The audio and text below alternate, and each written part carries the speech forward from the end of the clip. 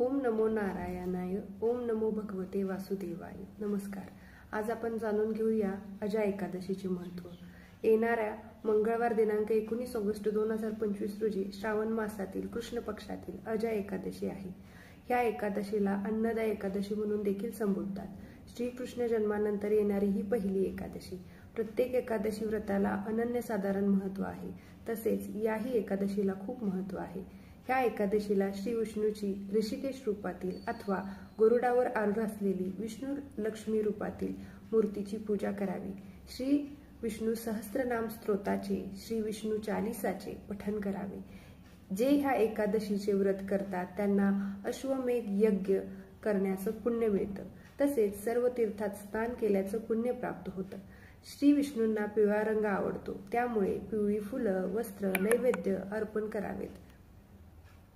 दशमी आणि एकादशीला भात शिजवू नये किंवा खाऊ नये.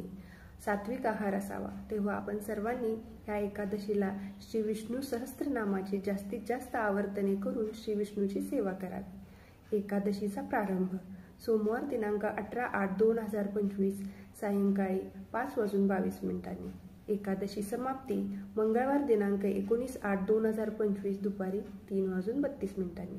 माहिती आवडली असल्यास व्हिडिओला लाईक करा, कमेंट करा आणि जास्तीत जास्त शेअर करा. ओम नमो नारायणाय.